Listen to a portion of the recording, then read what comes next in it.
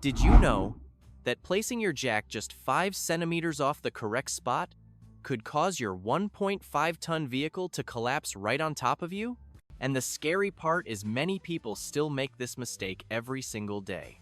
They think that as long as the jack is somewhere under the car, it's fine. But a single careless inch can bend the frame, crack the oil pan, or even cost a life. In today's video, I'll walk you through the entire process of properly lifting your car and changing a tire, step by step, using professional-grade safety techniques, even if you're stuck on the roadside with nothing but a small scissor jack from your trunk. More importantly, I'll show you how to identify safe jacking points, how to position your jack stands correctly, and a few emergency tricks for when you get a flat in the middle of nowhere. Stay until the end, because just one tip in this video could save your car and your life. Before you even touch the jack, remember this: 80% of accidents while lifting a car happen simply because of poor preparation. Here's what you absolutely must have before starting. First, you need a jack. If you're working at home, choose a 3-ton hydraulic floor jack. If you're on the road, the scissor jack that comes with your car is the best option. Never use a plastic jack, a low-quality jack, or place the jack on an uneven surface, because the car can slip at any moment. Next, you'll need jack stands. These are what keep you alive. The jack only lifts the vehicle, but the stands are what hold it in place. Then, you'll need a lug wrench or torque bar to remove and tighten wheel nuts correctly, preventing stripped threads or wheels from falling off while driving.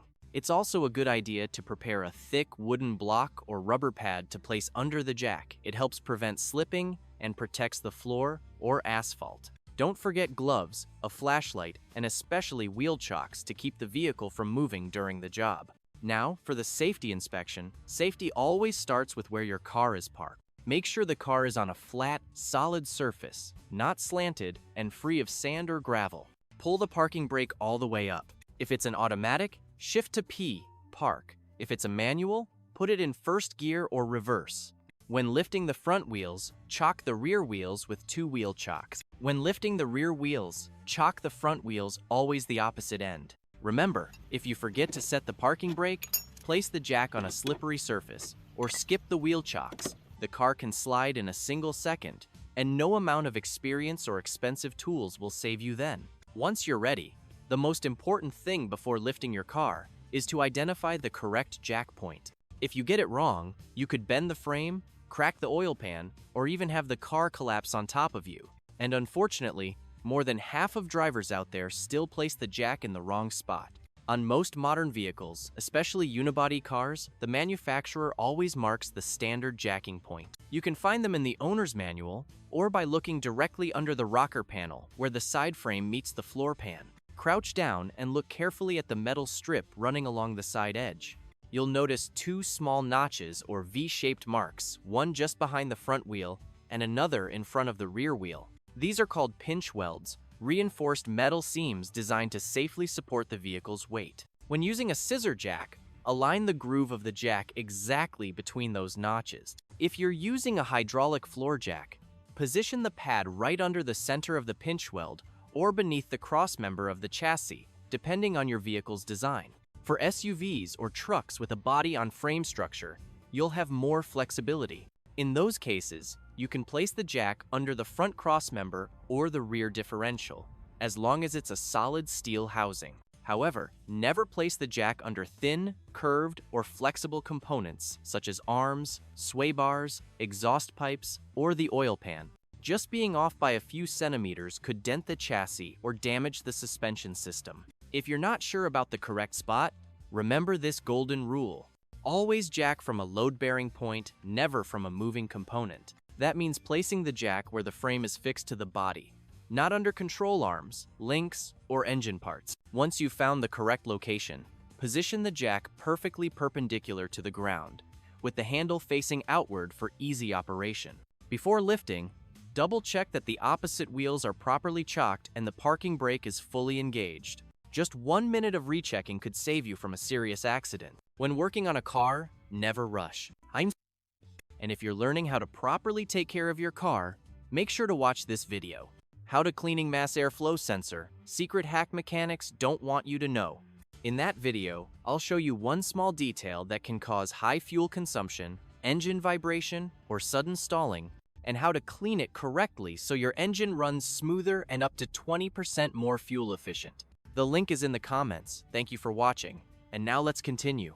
Before lifting the car, slightly loosen the lug nuts while the wheel is still on the ground. This helps break the torque without allowing the wheel to spin freely. If the nuts are too tight, use a breaker bar about 1 foot longer to increase leverage. Then, start pumping the jack slowly, stopping once the jack head just touches the frame. When the wheel lifts just a few centimeters off the ground, place the jack stand directly under the load-bearing frame point and slowly lower the vehicle until its full weight rests on the stand. Never work under a car supported only by a jack, as hydraulic jacks can leak or collapse at any time. Before doing any work, gently rock the car. If it doesn't move, you're safe. Now, remove the lug nuts, take the wheel off, and slide it under the car as an extra safety layer. When installing the new wheel, align the bolt holes, tighten the nuts by hand first, then lower the vehicle carefully. Once the car is fully on the ground, use a torque wrench or lug wrench to tighten the nuts in a star pattern so the wheel seats evenly against the hub. You can use your foot for extra leverage if needed, but a torque wrench is always best. The standard torque specification is usually between 90–100 feet-pounds. Doing this procedure correctly not only ensures safe tire replacement, but also protects your frame, suspension, and your life. Always remember the 3-layer safety principle: jack stand, and the removed wheel under the car. Once the vehicle is fully lowered, the first thing to do is retighten all the lug nuts again in a star pattern. This ensures even pressure across the wheel and prevents wobbling or vibration while driving. If you have a torque wrench, set it to about 90–100 feet-pounds for proper tightening. Next, check the tire pressure on both the replaced wheel and the spare tire. Many people forget to check the spare, only to find it flat when they need it most. The recommended pressure is usually between 30–35 pounds per square inches, or as listed on the door jamb sticker. Then, clean up and store your tools properly: the jack, stands, wrench, gloves, and accessories. This ensures nothing is left behind and you're ready for the next emergency. If your car has a TPMS, tire pressure monitoring system, drive for a few minutes so the sensor can automatically update the new wheel. Finally, take a short test drive at low speed, 15–20 miles per hour, to listen for any noise, vibration, or steering pull. If the car drives smoothly and feels solid, you've done everything correctly. After about 5 miles, stop and recheck the lug nuts to make sure they remain tight. A careful driver doesn't just know how to drive, they know how to take care of their car. Every proper tire change is another moment you protect yourself and your family. Changing a tire is just a small part of the story. The rest lies in how well you understand and care for your tires. Tires are the only contact point between your car and the road, and they directly determine your vehicle's grip, braking ability, and fuel efficiency. An unevenly worn, underinflated, or unbalanced tire can cause your car to consume 5–10% more fuel, raise engine temperature, and accelerate suspension wear. Check your tread depth every 5,000 miles. Don't forget to rotate your tires every 5,000, 7,500 miles, and perform a wheel alignment if you notice the car pulling to one side or edge wear on the tires. A healthy set of tires not only makes your car last longer, but also keeps you and your family safe on every trip. If you notice unusual fuel consumption, sluggish acceleration, or your engine heating up faster than usual, watch the next video. High fuel consumption: 10 reasons no one tells you.